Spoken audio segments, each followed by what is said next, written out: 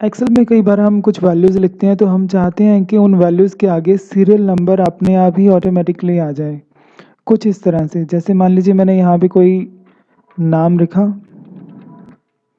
तो अब देखिए अपने आप ही सीरियल नंबर वाले कॉलम के अंदर सीरियल नंबर आना शुरू हो गया है।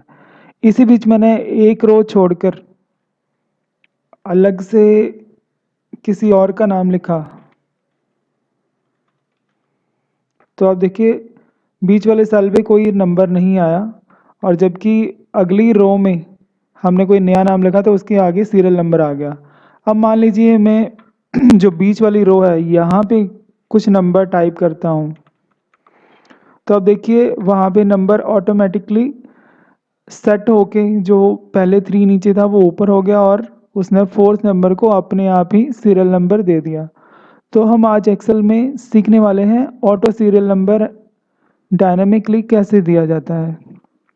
साथ ही हम यहाँ पे सीखेंगे कि अगर हमारे पास कोई पहले से नंबर्स या वैल्यूज़ लिखी हुई हैं, अगर उन नंबर्स में किसी भी तरह की कोई मिस्टेक हो जाती है तो हमारा सम का फंक्शन सही तरीके से सम नहीं डिस्प्ले कर पाता।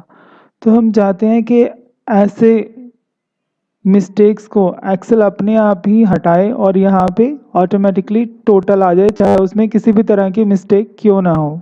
मेरा नाम है राजदीमान, तो चलिए शुरू करते हैं।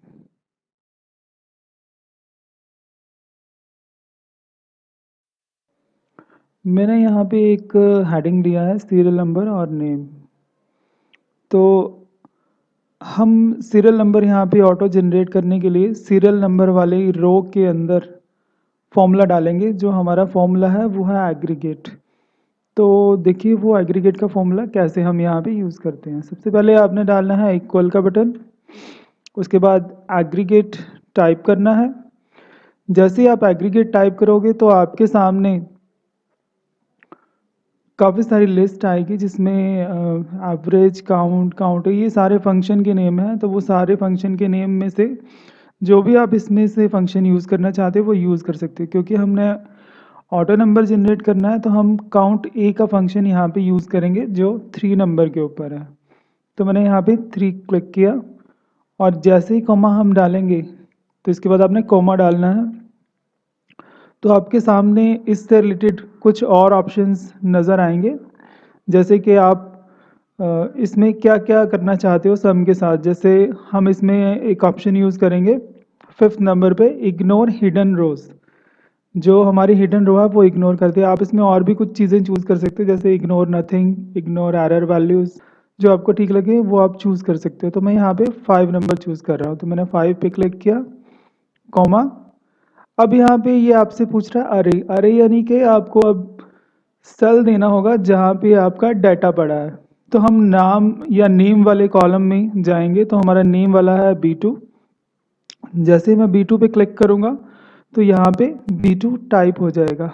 इसे आप फॉर्मूला बार में देख सकते हैं। हमें यहाँ पे कॉलम के नंबर देने हैं, तो हम चाहते हैं कि वो ऑटोमेटिकली इन सेल्स को काउंट करें। तो इसके लिए हम प्रेस करेंगे कॉलन, उसके बाद फिर से हमने दोबारा B2 लेना है। जैसे मैं B2 क्लिक करूंगा तो आप फॉर्मूला बार में देखिए तो हमारा B2 कॉलन B2 आ गया। अब इसमें से हम अपने एक सेल को B2 वाले को लॉक करेंगे। लॉक का मतलब है फिक्स करेंगे। इस पर क्लिक करना है आपने और कीबोर्ड से F4 का बटन प्रेस कर देना है। जैसे ही आप F4 का बटन प्रेस करेंगे तो आप देखेंगे यहाँ पे B2 की जगह $B$2 आ गया। उसके बाद कॉलन का साइन है, वैसे ही B2 है। और एंड में जाके आपको ब्रैकेट क्लोज कर देना है और एंटर प्रेस कर देना है। अभी यहाँ पे ज़ीरो आ रहा है, हम चाहते हैं कि ये ज़ीरो का साइन भी ना आए। इसके लिए हम अपने फॉर्मूला में कुछ और चेंजेस करेंगे। तो आपने इस फॉर्मूला को एडिट करना है F2। जो हमने ये फॉर्मूला लगाया है तो हम फॉर्मूला बार में देखते हैं फॉर्मूला लगाया, इसके आगे हम एक इफ़ का फंक्शन और ऐड करेंगे। तो उसके लिए आपने क्या टाइप करना है, if bracket star logical test. हम चाहते हैं कि अगर हमारा B2 वाला सेल ब्लैंक है, B2 equal to double quotation mark 2 बार, अगर हमारा B2 वाला सेल ब्लैंक है कोमा, तो ये हमें आंसर ब्लैंक में दिखाए, नहीं तो हमारी वैल्यू फॉल्स होने पे एग्रीगेट का फंक्शन अप्लाई करे। तो इसके बिल्कुल एंड में आपने एक और ब्रैकेट डाल देनी है ताकि इफ़ का फंक्शन कंप्लीट हो जाए।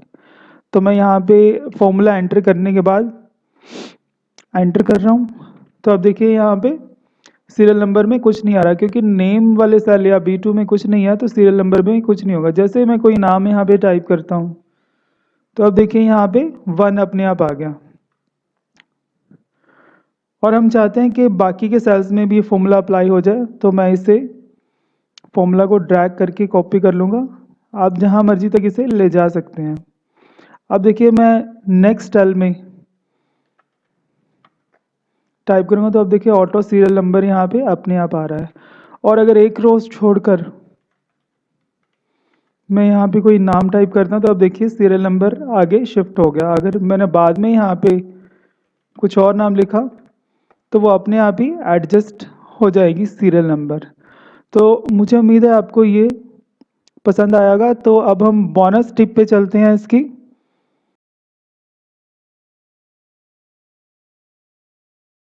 किसी भी दी हुई लिस्ट नंबर की लिस्ट में अगर नंबर्स में कोई एरर आ जाती है तो हमारा सम का फंक्शन उसे कैलकुलेट नहीं कर पाता। तो ऊपर देखिए हमारे पास कुछ बेसिक पे में कुछ नंबर्स दिए गए हैं जिसमें एक नंबर्स के आगे बेसिक पे में कुछ एरर है। तो मैं यहाँ पे सम का फंक्शन अगर लगाता हूँ तो मैं यहाँ पे सम का फंक्शन लगाता हूँ और हम देखते हैं कि ये इसे कैलकुलेट कर पाता है कि नहीं, और जो बीच वाली एरर है क्या उसे वो इग्नोर करता है। सम का फंक्शन मैंने यहाँ पे लगाया, ब्रैकेट स्टार्ट की और ऊपर वाली वैल्यूज़ को सेलेक्ट किया, ब्रैकेट क्लोज और एंटर। तो अब देखिए मैंने फॉर्मूला यहाँ पे इनपुट कर दिया, लेकिन एक वैल्यू के अंदर एरर होने की वजह से हमारा आंसर यहाँ पे डिस्प्ले नहीं हो पा रहा। तो ऐसी एरर को ख़त्म हम चाहते हैं कि जब भी हम एक्सेल के अंदर ऐसी कैलकुलेशन करें और किसी भी सेल में कोई एरर हो तो वो फॉर्मूला उस एरर को इग्नोर करके हमारा जो भी फंक्शन है उसका बाकी हुई बची वैल्यूज़ का रिजल्ट हमें दिखा दे। तो उसके लिए हम यूज़ करेंगे सेम एग्रीगेट फंक्शन को। तो हम यहाँ पे एग्रीगेट का फंक्शन यूज़ करते हैं। तो एग्रीगेट, तो अब देखिए इसके अंदर फंक्शन की लिस्ट आ गई। अगर क्योंकि हम सम करना चाहते हैं तो आप सम ले सकते हो, और वैसे आप कोई भी फॉर्मूला यूज़ कर सकते हो। तो मैंने सम का फंक्शन यूज़ करना है जो 9 नंबर पे मैंने 9 टाइप किया, कॉमा। अब यहाँ पे हमें कुछ ऑप्शंस पूछ रहा है जिसके बीच में हमने इग्नोर एरर वैल्यूज़ पे ऑप्शंस को सेलेक्ट करना है। तो मैंने यहाँ पे 6 को सेलेक्ट किया, कॉमा। अब हमें यहाँ पे रेफरेंस देना है या फिर अरे देना है जहाँ पे हमारी वैल्यूज़ है। तो मैंने सारी वैल्यूज़ को सिलेक्ट कर लिया जहाँ वैल्यूज़ लिखी हुई थी, और उसके बाद आपने इसकी ब्रैकेट को क्लोज कर देना और एंटर करना है। तो आप देखिए यहाँ पे इसका सम अपने आप ही डिस्प्ले हो गया, जबकि यहाँ पे कोई भी रिजल्ट फंक्शन नहीं दिखा पा रहा, और एग्रीगेट होने की वजह से यहाँ में बची हुई वैल्यू का हमारे सामने रिजल्ट आ रहा है। तो अब देखिए यहाँ पे जैसे मान लीजिए मैंने वैल्यू चेंज की, तो अब देखिए यहाँ पे हमारा आंसर चेंज हो रहा है, लेकिन यहाँ पे कोई इफेक्ट नहीं पड़ रहा। अगर मैं यहाँ पे एरर रिमूव करके कोई वैल्यू डाल देता हूँ तो अब देखिए यहाँ पे इसने हमें आंसर दिखा दिया।